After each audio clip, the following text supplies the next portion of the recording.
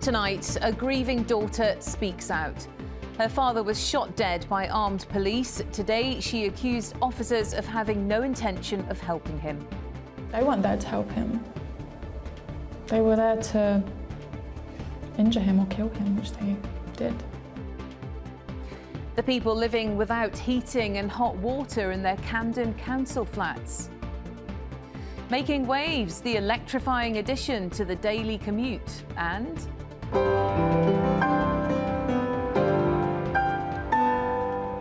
striking all the right notes, why Lang Lang wants to use music as a tool for healing. Good evening. The daughter of a man shot dead by a firearms officer has told ITV News she doesn't believe the police had wanted to help her father. Gidrius Vasilias was killed at his home in Dagenham 2 years ago after calling police saying he had guns and he wanted to take his own life. An inquest last month ruled he was lawfully killed. Caffo Pata has the story and a warning. You may find some of the details upsetting. My cousin back in Lithuania was calling me, and then she sent me one of the news articles, and the title was something like Dagenham shooting, Dagenham police shooting. And I remember thinking, the only family member of mine that lives in Dagenham is my dad. So instantly I knew something had happened with my dad. Her father is Gidrius Vasilias, and this was his last birthday before he was shot by the police in 2023. Now, for the first time since his death, his daughter, Estella, shares her views on the armed police operation which led to Gidrius's killing. There was no ambulance waiting for him. They weren't there to help him. They were there to injure him or kill him, which they did. Before he was shot, Gidrius had dialed 999 drunk and intoxicated. He had told call handlers that he had 2 loaded guns and wanted to kill himself. Later, he clarified that it's not real, it's fake gun. The police then saw images of said guns and verified that they weren't real, but this information was never passed on to responding officers. There were quite a few details which came up during the inquest about what happened to your father. Were you surprised by any of the evidence? Yes, very surprised, especially by some of the evidence of the officers. I was very, very surprised that no other officer apart from MY78 saw my dad point a gun. Obviously, one of the people who gave evidence was MY78, the one who shot and killed your father. You were there, you heard him, you saw him. What was that like? It was difficult. It was hard to even focus on what he was saying because all that was going through my mind was, this is who killed my dad. This is the one who took my dad's life. This is the person that saw my dad alive for the last time. Very difficult. Although the inquest concluded that Gidrius was lawfully killed, the coroner described the armed police operation as shambolic. The evidence given by the police, quite shocking. MY93, for example, in his station account said that he saw my dad raise his right hand. And then when he came to give evidence, he said he doesn't recall that. And it just makes me think that they're trying to protect MY78. So instead of saying the truth, they're pretending like they didn't see anything. You feel like they didn't give the full story? Yeah, exactly. Do you think you'll ever get the full story of what happened that night? No. In a statement, the Metropolitan Police said they are reviewing the coroner's comments about the wider policing operation and acknowledge the family's concerns. A senior firearms officer will provide further evidence early next year about this and any relevant changes in policy and procedure since this incident happened. The inquest concluded that your father was lawfully killed. Do you accept that? No. There's not enough evidence to show. For Estella, this isn't the end. Together with her legal team, she'll be seeking further action both to get closure and answers for the shooting of her father. Caffo Pata, ITV News. If you've been affected by any of the issues raised in CAF's report, you can visit our website, which has links to charities and organisations providing advice and support. And joining me now is former Met Police officer Nikki Perfect. Now, Nikki spent several years working in Scotland Yard's hostage and crisis negotiating team. Thanks for coming in, Nikki. So when police arrive at the scene and they think someone might be armed, what is happening? What is that like? So there'll be lots of different factors going on. There'll be teams of firearms officers. They may have called negotiators. The negotiator might be there. Let's say the negotiators are there. So from a negotiator's perspective, what you're already thinking about is that person in crisis. So we know that when people are in crisis, that they communicate and behave in a very different way. They have different... Research shows that they can't hear as well when you're not in crisis, that they might have tunnel vision, not being able to see a bigger picture, and they'll be in a very emotional, heightened state. So as a negotiator, you'll be thinking about that, and you'll be thinking about how do I make that human connection with that person. So having a negotiator there is vital, really. Well, I can't obviously comment on this particular case, but in my experience, when there's a firearms unit like this, then negotiators are generally called. Now, there may be several reasons why a negotiator might not already be there. If it's a spontaneous incident, so something's happening very dynamically and quickly, then and depending on the time of day as well, firearms officers patrol London 24/7, so they're able to get to the scene very quickly. Negotiators are on call, so they already have done their day job and they may well be somewhere else. So they might be in their office, or they might be travelling, or they might be in a meeting. So it might take them a bit longer to get to the incident itself, yeah. When you're speaking to someone who's obviously in distress, how much do you let them know what's happening and the situation they're in and what might be surrounding them? Do you tell them everything? So that will depend on the situation and the incident. What I can tell you is there are no two incidents that are ever the same, and none of them are ever straightforward. You have the human factor, you have logistics.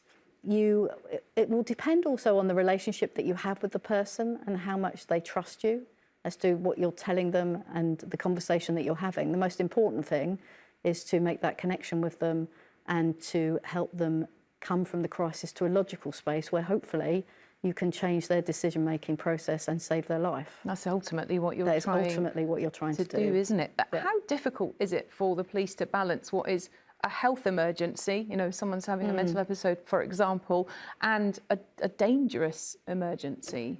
Yeah, and when you are dealing with somebody who's in crisis, you have the emotion to deal with. Then if you have alcohol and drugs and mental health illness, that adds another layer, like a barrier to being able to make that connection with them. Then if you know that somebody is suicidal, that they want to end their life, that becomes a really high-risk conversation, obviously. And then if you know they've got a firearm, well, now you know they've got the means to carry out either to kill themselves or to hurt somebody else. And policing is about protecting everybody. So it's about looking after the person in crisis, and it's also about looking after the general public as well. Very delicate situation. It's very delicate, yeah. Okay. Nikki Perfect, thanks ever so much for coming in and telling us about that. Thank you. Now, Richmond Council is taking legal action against the Met Police and the Mayor's Office for Policing and Crime over plans to close Twickenham Police Station's front counter. The permanent closure would make Richmond one of 5 London boroughs with no front desk. The Met says it will work closely with partners throughout the process, while the Mayor's Office say it will respond in due course. That reassurance, I mean, it goes way back. The idea that there is somewhere in your town that you can go to very quickly if you need assistance from the police. It's there, it's baked into the psyche, and it's something which worries people immensely if it gets taken away. More than half of adults in the capital believe the risk of children being harmed or abused at home increases at Christmas time. New figures from the NSPCC have found that 1/5 of Londoners are worried about the safety of a child they know personally over the holiday period.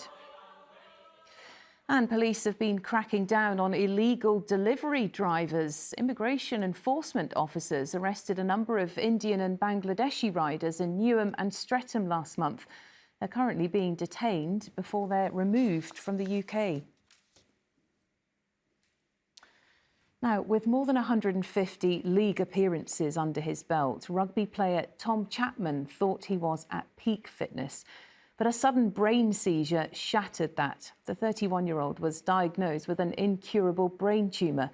He's now fighting on two fronts: to raise money to help find a cure for the disease and to start a family with his wife, rugby star Vicky Fleetwood.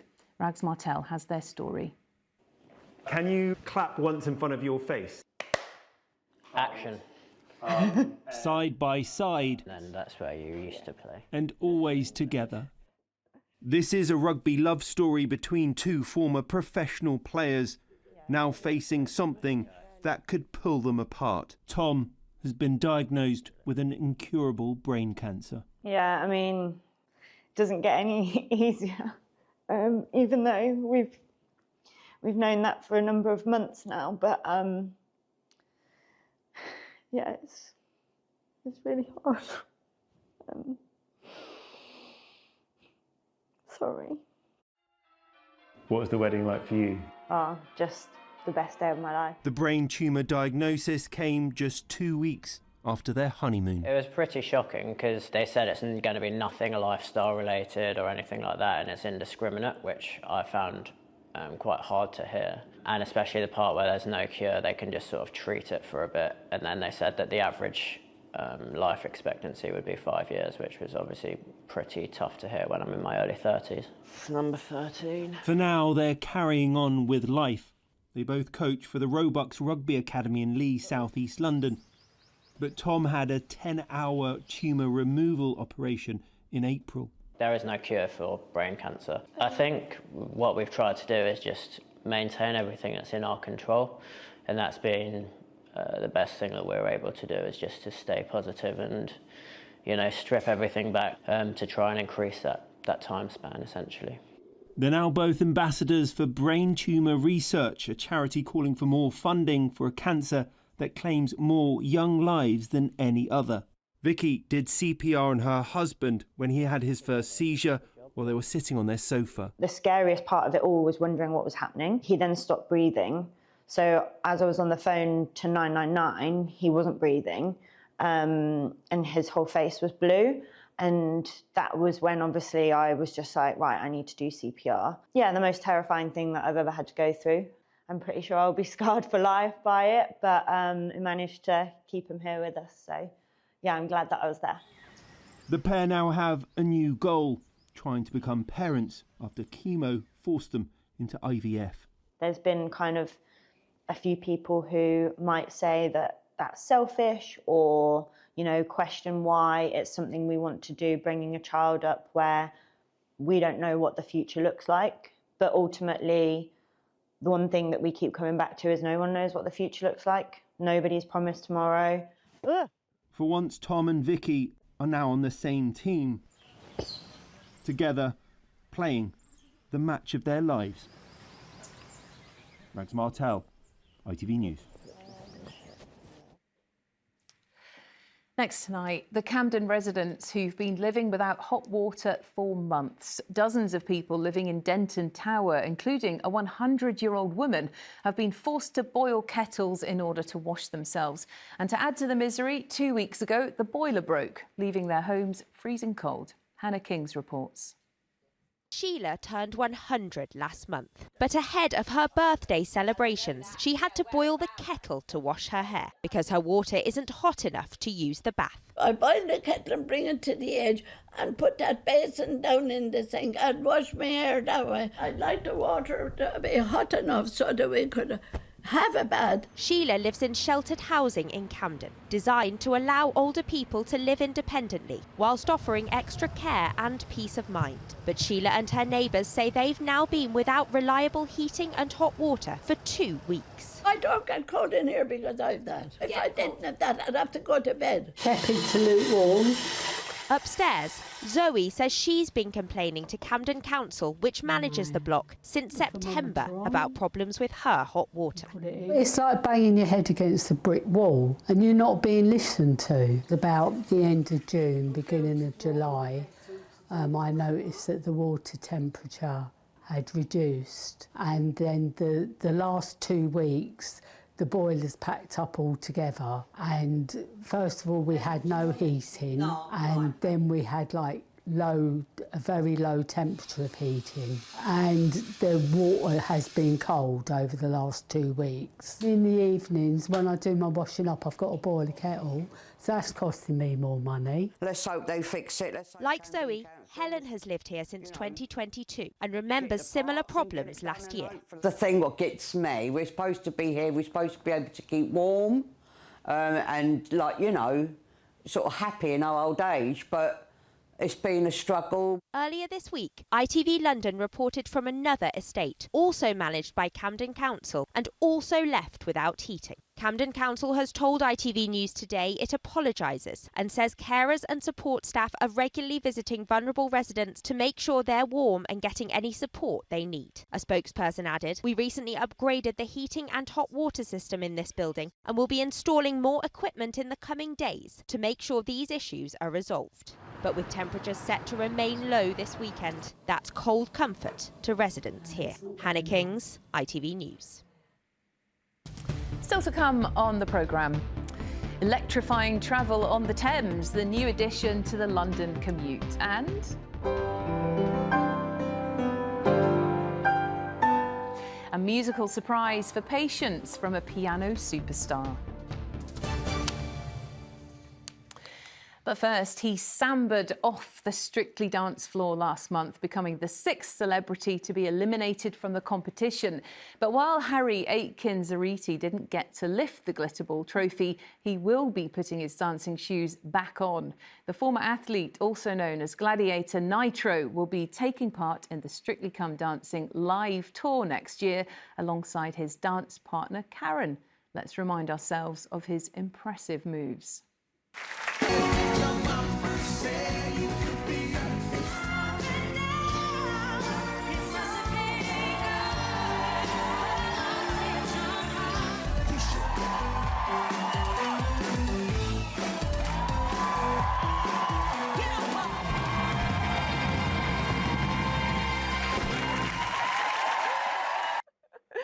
And Harry's here having a good laugh at all of those moves. Did you come up with those? Was that your idea? To be fair, Karen was so nice that she did let me get involved in a little bit of the choreography. But do you know what it is? Strictly's all about, obviously, showing the best of yourself. Yeah. I'm obviously a strong character. I'm obviously got... What well, do you see? you're going to get, obviously, some of the classic dances that you've just seen from this series. So, you know, each sort of celebrity or contestant does 2 dances. But at the same time, there's, like, new choreographed. When London is in February, I might be a little bit well-versed by then. You're going to be quite exhausted though, aren't you? Because obviously you're a gladiator. Are you doing that live tour as well? Yeah, I've been at the O2. I was at Wembley just gone. Look, I've got energy. I've got a lot of energy to burn. Like I said, one of my gifts is being a bit of a physical beast. So, you know, put it to good use. And, you know, if I like to put myself out there. I like to share the energy as well. Yeah. So if I can make people smile, that makes me really, really happy. Oh, I don't know where you get all that energy from. That is incredible. But of course, athletics is where it all started for you. I mean, do you ever miss that as well? Well, technically, I'm not retired. Oh, sorry about that. I know, it's funny, but do you know, this world that I'm in has sort of swept me up. I had quite a big injury that I managed to get back from, so that was the focus. But yeah, I do miss it. I miss being part of, you know, knowing that you're representing the country. That's been one of my proudest things. Standing on top of a podium, winning a medal, singing the national anthem. But what I would say is that playing Nitro, you know, doing things like Strictly, inspiring generations and having people genuinely turn around and say to you that, like, you've entered our home and, you know, you give us an hour of enjoyment. Yeah. And I think for me, that is just the best thing I can do. And obviously I get to entertain the nation, and that to me is just something that I'd love to keep doing. Yeah. Do you ever go back to it? Did you start in Sutton, was it? That's where you used to train. Do you ever go back there? Yeah, I still train there.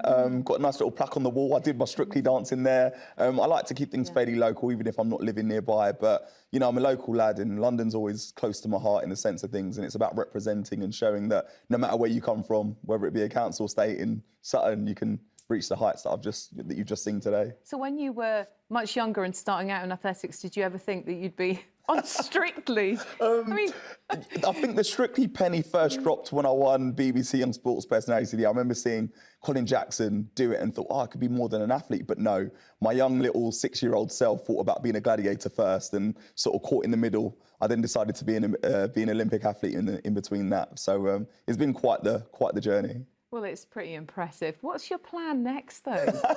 I'm taking it month by month, literally, because, you know, I didn't know what would be happening with Strictly, and now I've got the live tour, which is obviously going to go from January to February. Really excited for the London part of the tour, to be able to, you know, have people in the O2 see us and celebrate that in that sense, because that will be our last venue of that tour. But then once we're sort of done with the Strictly tour, it's Gladiators is out, so then, you know, we're going to be enjoying that roller coaster. I will be training and I might get a holiday in maybe, and then I'll think about it. Oh my goodness, you'll just keep going on. Anyway, well, Strictly Tour starts in January. It's coming to the O2 from the 13th of February. That's going to be a good one, isn't it? Oh, I can't wait. I was lucky enough to perform as Nitro there. Yeah. So to be able to say that I've performed at the O2 twice within a short period of time will be pretty epic.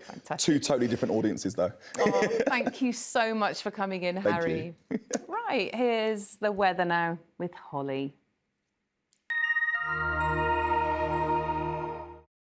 A breezy morning will be followed up with a flurry of fresh delights for lunch. TUI sponsors ITV London weekend weather. Hello, good evening. It's a very different end to the day compared to the way the day started, where we had -3 in places, that frosty look to things, foggy for some as well, or freezing fog as it was. But yes, now this feature moving its way across us, bringing wet and windy weather. It clears to blustery showers for tomorrow, and then for Sunday this feature moves our way. Some uncertainty about the detail on this. I think a wet start. It might turn a bit drier later, but we could see some further rain feeding our way. Yes, out there this evening, wet and windy conditions, the more persistent rain giving way to showers, but these showers could pack quite a punch. I couldn't rule out an odd rumble of thunder or a bit of hail perhaps.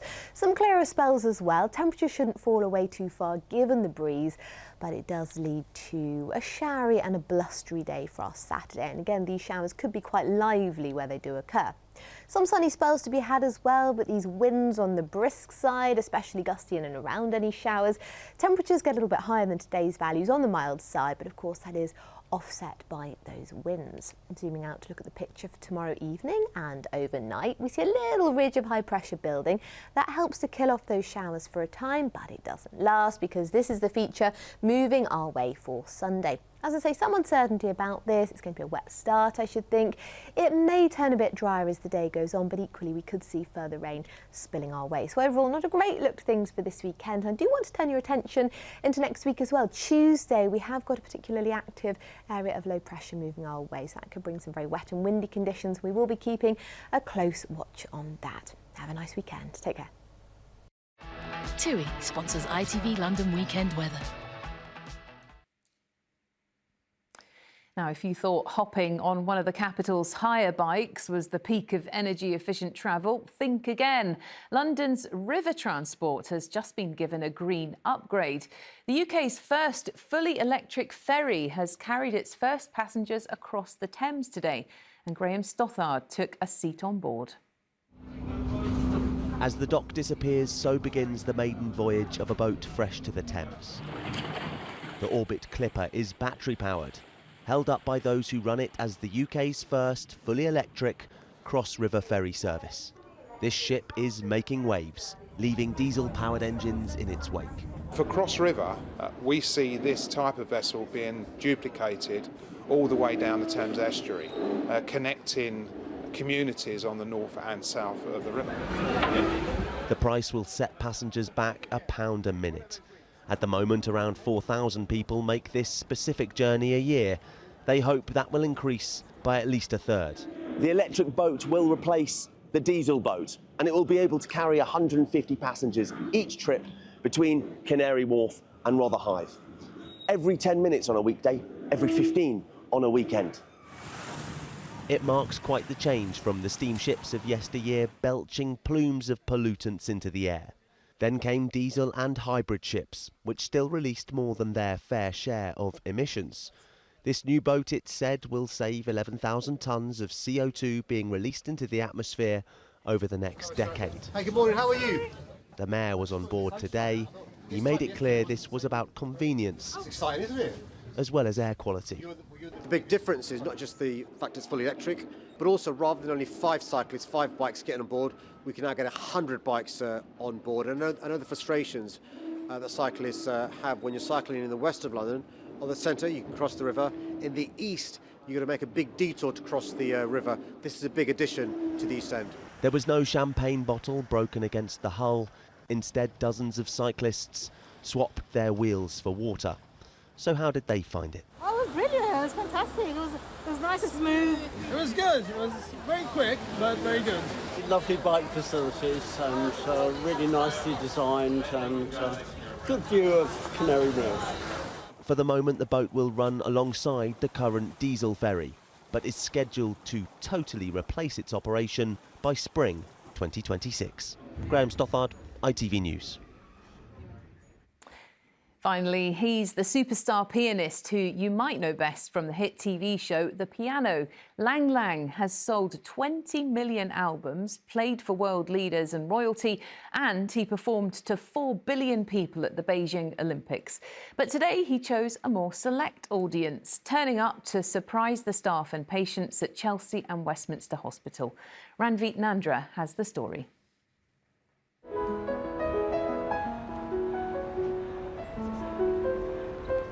In a space surrounded by grief and struggle, there's music. The light-fingered Lang Lang, world-renowned pianist, surprised patients and staff at Chelsea and Westminster Hospital to give them a bit of respite and offer some comfort. We believe that music really can unite everyone's heart, no matter where you come from. And I think hospital is a place which need even more love and caringness.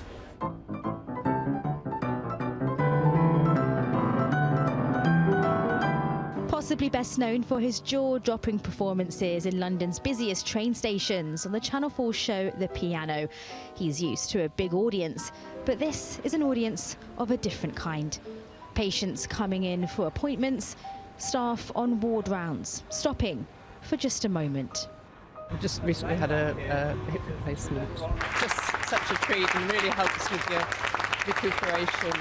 Because obviously I haven't been able to get out to hear any live music. Being in hospital is a horrible thing for most people, and actually having a little bit of light entertainment like this really does change people's day.